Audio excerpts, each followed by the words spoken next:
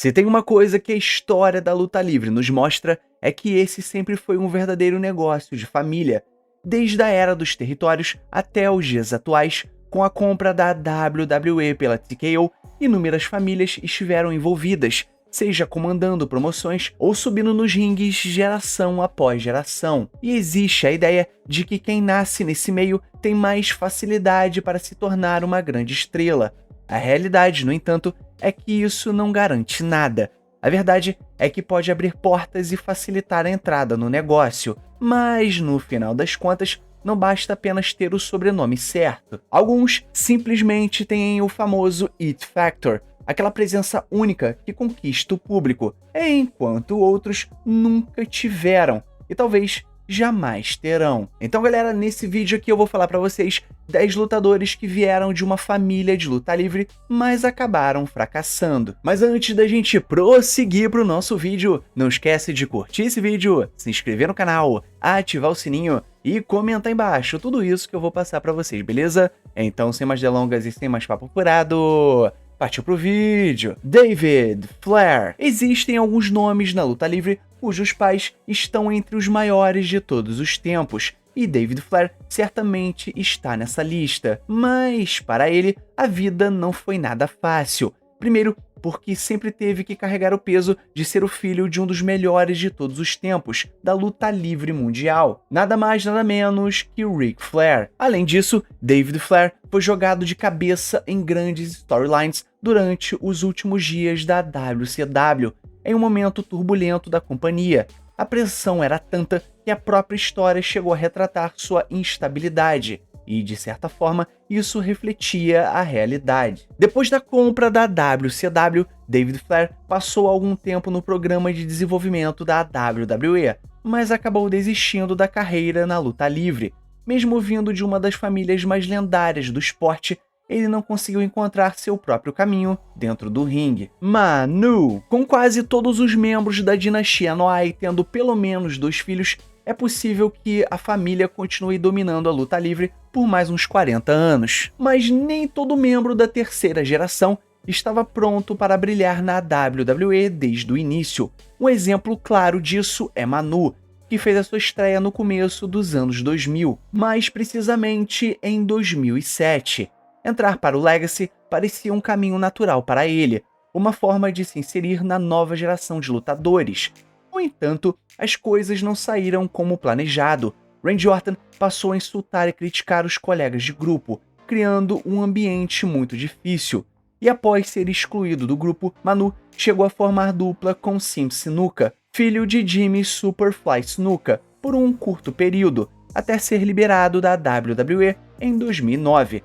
Essa trajetória mostra que, mesmo vindo de uma das famílias mais lendárias da luta livre, nem todos conseguem se firmar na empresa e conquistar o seu espaço dentro do ringue. Ted DiBiase Jr. Outro ex-membro do Legacy que parecia ter tudo para brilhar foi Ted DiBiase Jr. O famoso Million Dollar Man sempre foi adorado pelos fãs, mesmo com as suas atitudes vilanescas, e muitos acreditavam que o seu filho seguiria os mesmos passos, herdando o carisma e o sucesso do pai. Mas carisma nem sempre é algo que se transmite geneticamente, e comparado ao seu pai, Ted DiBiase Jr. parecia tão marcante quanto um pote de mostarda. Suas habilidades dentro do ringue eram até boas para o estágio em que ele se encontrava no desenvolvimento, mas quando se tratava de presença e daquilo que chamamos de It Factor, ele não se destacava tanto quanto os outros membros do Legacy, como Cody Rhodes e Randy Orton. E essa história mostra que, mesmo nascendo em famílias lendárias, o talento e o brilho próprio nem sempre aparecem, e nem todos conseguem corresponder às expectativas que o sobrenome carrega. Curtis Axel. Talvez mais do que qualquer outro nessa lista, Curtis Axel talvez tenha sido quem recebeu o pior destino. Ele estreou como Michael McGillicuddy, e embora o nome não seja o mais importante para construir uma estrela, os narradores da WWE não paravam de lembrar o público que ele era filho de Mr. Perfect. Então por que dar a ele um nome diferente logo de cara? A mudança para Curtis Axel, somada à parceria com Ryback no ridiculamente nomeado Rybaxel, não ajudou em nada sua trajetória. mesmo vindo de uma das famílias mais lendárias do wrestling. Ele acabou sendo prejudicado por decisões criativas que tornaram muito mais difícil para ele conquistar seu próprio espaço e reconhecimento no ringue. Teddy Hart. Enquanto Curtis Axel sofreu com mais decisões criativas, Teddy Hart acabou sendo seu próprio maior obstáculo. O neto mais velho da família Hart sempre recebeu elogios pelo talento dentro do ringue, tanto de familiares quanto de colegas de profissão. Mas Teddy Hart também serve como um exemplo do que não fazer quando se tem talento e confiança. Ele é um caso clássico de quem recebe tudo cedo demais, ainda jovem demais para saber lidar com a responsabilidade. O uso desenfreado de drogas e a falta de cuidados no ringue acabaram prejudicando sua carreira em praticamente todas as promoções pelas quais ele passou. Anos depois, as graves acusações de envolvimento na morte de Samantha Fiddler praticamente selaram seu destino dentro da indústria.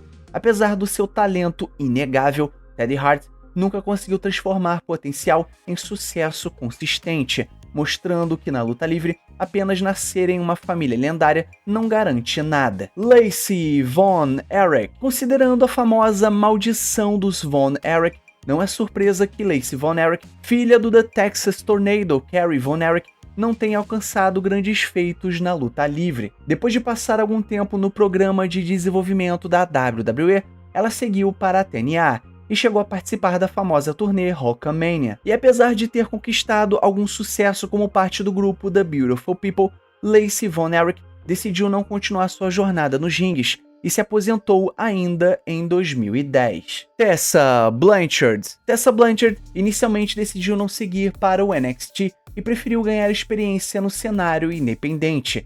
Ela acabou recebendo a oportunidade da vida, se tornando a primeira mulher a conquistar o título mundial masculino na TNA, um feito histórico na luta livre. No entanto, comentários polêmicos que ela fez nas redes sociais, o que disseram sobre ela e a decisão de não lutar quando não se sentia bem, acabaram prejudicando sua trajetória e selaram seu destino na época. Agora, com seu retorno à TNA, fica a grande questão: o que Tessa Blanchard conseguirá fazer com essa segunda chance?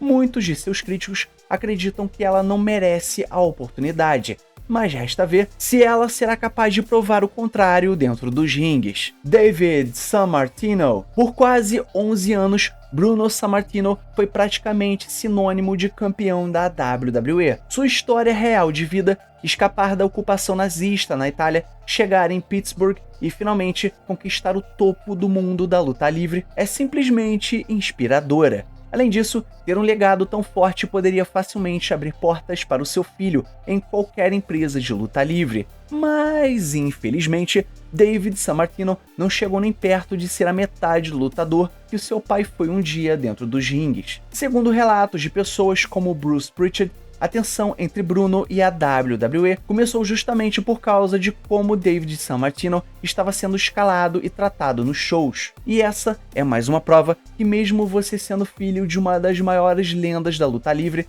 ter talento próprio é essencial, e nem sempre o sobrenome garante sucesso dentro do ringue. Garrett Bischoff. Às vezes, ter o mesmo sobrenome é uma bênção e, ao mesmo tempo, uma maldição.